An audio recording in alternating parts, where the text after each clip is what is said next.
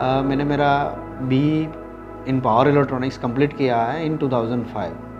हम लोगों ने ये कंपनी 2 फरवरी 2012 में एस्टेब्लिश किया है। हम लोग इंडक्शन फर्नेस में डील करते हैं। हम लोग induction furnace in melting application, heating application, hardening application and special application. कि भाई ये जो प्रोडक्ट हम लोग अभी डील कर रहे हैं मार्केट के अंदर, तो उसमें इंडक्शन टेक्नोलॉजी के अंदर इंडियन मैन्युफैक्चरिंग बहुत कम है।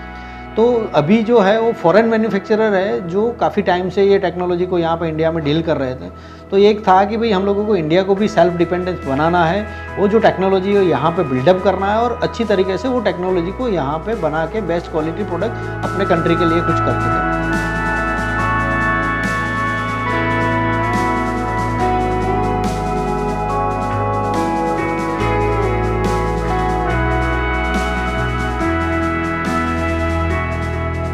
हम 7th generation VFI IGBT based technology equipment manufacture कर रहे हैं जो इंडिया में मोस्ट एडवांस है। नॉर्मली ये टेक्नोलॉजी यूरोप एंड जापानीज़ में ज़्यादा इम्प्लीमेंट हुई है, हमारे यहाँ पे इतनी नहीं हुई है, इतने अवेयर नहीं है, तो हमने इसको इम्प्लीमेंट किया है। ये product value for money product है, रिलायबल है, एफिशिएंट है। सर जहाँ तक सर्विस की बात है, हम कस्टमर क्या चाहते हैं कि 24/7 सर्विस मिले 365 डेज, जो हम प्रोवाइड करते हैं with spare part, necessary spare part with cost effective.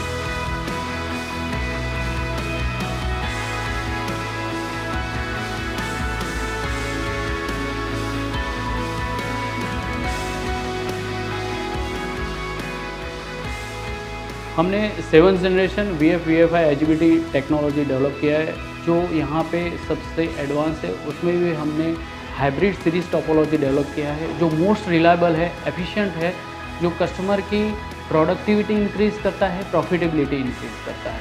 उसके साथ हमने काफ़ी सारे उसमें ऑटोमेशन के फीचर डाले हुए हैं, automatic loading system, customize loading system बनाए हुए हैं। उसके साथ काफ़ी सॉफ्टवेयर इंटरफेसिंग कर सकते हैं, वैसी फैसिलिटी प्रोवाइड की है जिससे वो सॉफ्टवेयर प्रोडक्टिविटी को मॉनिटरिंग कर सके। ऐसे हमारे यूनिक फीचर हमने ऐड किए हैं सिस्टम में।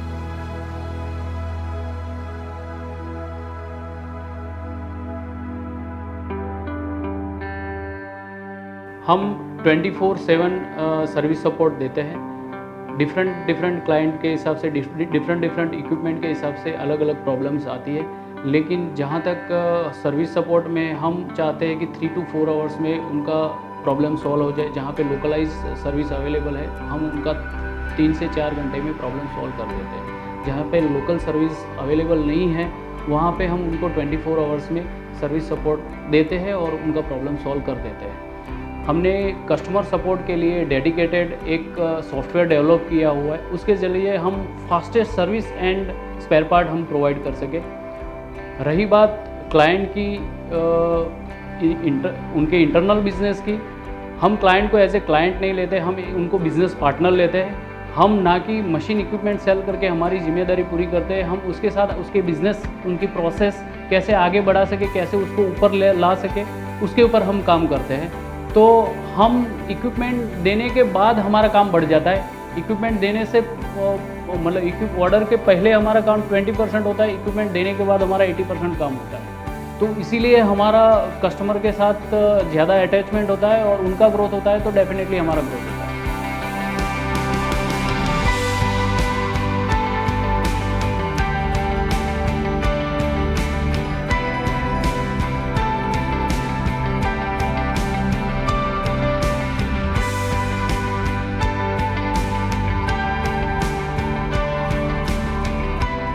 बिज़नेस में काफ़ी सारे प्रॉब्लम्स आते हैं। शुरू में तो काफ़ी सारी दिक्कतें आई। सबसे पहले तो हमें टीम बिल्ड करने में, जो फाउंडेशन टीम बिल्ड करनी थी उसमें दिक्कत आ रही थी।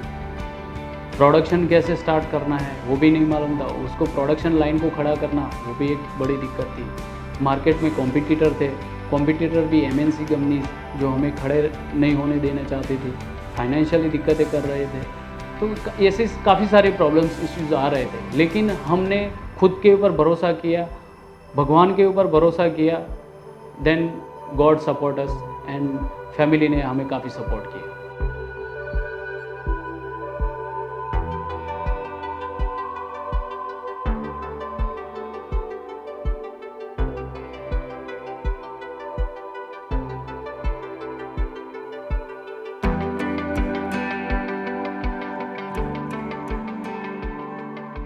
हमारी ब्रांड नेम है प्लाज्मा और हम हमारे 4 कॉन्क्रीट वैल्यूज़ पे हम खड़े हैं: integrity, quality, commitment and dedication. और इसी के बेस पे हम हमारे ये फाउंडेशन, ये इतना हमारा ग्रोथ, इतनी हमारी प्रोग्रेस हम कर पाए।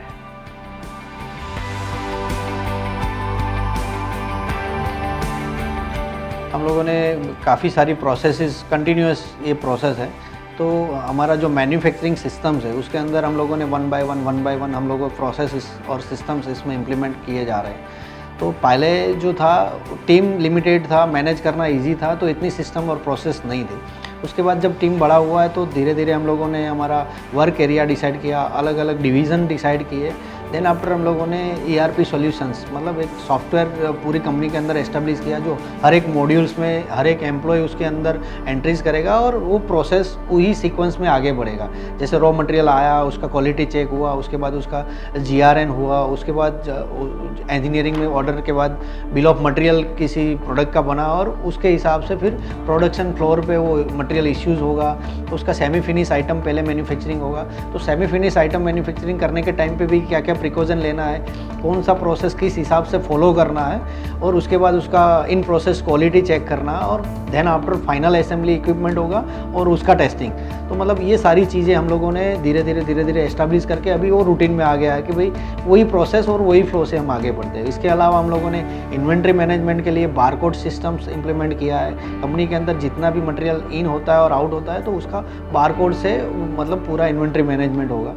देन आफ्टर हम लोगों ने कस्टमर सपोर्ट के लिए एक मोबाइल ऐप डेवलप किया है, जो भी हमारा ऑल ओवर इंडिया में जो सर्विस नेटवर्क है, काफ़ी सारे सर्विस इंजीनियर्स है, तो हर एक इंजीनियर को अपने साथ जुड़े रखना और कस्टमर को ट्रांसपेरेंसी रखना। तो उसके लिए हम लोगों ने एक मोबाइल ऐप डेवलप किया है जिसके अंदर हर एक कस्टमर के पास वो मोबाइल ऐप अपने मोबाइल में स्टोर रहेगा, उसका यूज़र ID पासवर्ड रहेगा। अगर इक्विपमेंट में कुछ भी कंप्लेंट्स या सर्विस कॉल आता है तो कस्टमर वहाँ से रजिस्टर करेगा और टिकट बुक करेगा, तो उसका नोटिफिकेशन यहाँ पे हेड ऑफिस अहमदाबाद में और वो पर्टिकुलर इंजीनियर को यहाँ से अलॉट होगा, और उसके हिसाब से जो ट्रैक लाइन में मतलब काम हुआ है, इंजीनियर कब उसके लिए निकला है, कब वहाँ पहुँचा है, क्या काम किया, कब तक वो कंप्लेंट को रिसॉल्व किया और रिपोर्ट बनाया, तो वो पूरा ट्रैक लाइन का जो डेटाबेस है वो अपने पास सेव होगा। उसके ऊपर से हम लोग एनालिसिस कर सकते हैं कि भाई कौन सी जो कंप्लेन है वो बार बार आती है, रिपीटेड कंप्लेंट, तो उसके लिए प्रोडक्ट में क्या इंप्रूवमेंट कर सकते हैं, सिस्टम में क्या इंप्रूवमेंट कर सकते हैं। वो अगर मैन्युफैक्चरिंग डिफेक्ट से वो कंप्लेन आ रही है या ऑपरेटिंग यहाँ से आ रही है, वेदर के हिसाब से आ रही है, तो उसके ऊपर एक एनालिसिस करके हम लोग उसका रूट कॉज तक पहुँच सकें।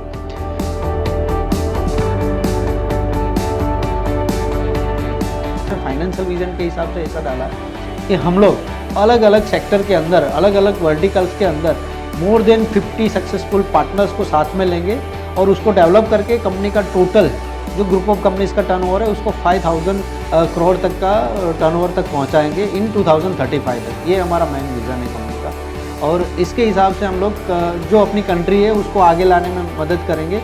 जो टेक्नोलॉजी आज इंडिया में नहीं है वो टेक्नोलॉजी को यहाँ डेवलप करेंगे और अपनी कंट्री के लिए कुछ आगे काम कर पाएंगे, सर्व कर पाएंगे।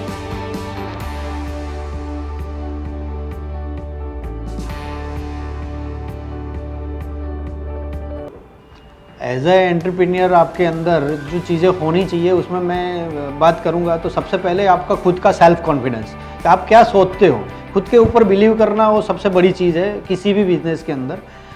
दूसरा चीज़ है कि आप अपने साथ जिन लोगों को लेके चल रहे हो उसके ऊपर आपका ट्रस्ट क्या है, मतलब टीम के ऊपर आप क्या ट्रस्ट करते हो। तो जो trust on your team and then after आपका टाइम मैनेजमेंट, आप जिस हिसाब से अपना पूरा दिन पास करते हो उसमें आपका प्रोडक्टिव टाइम आप कैसे उसको कन्वर्ट करते हो प्रोडक्टिविटी में, वो सबसे बड़ी चीज़ रहेगी।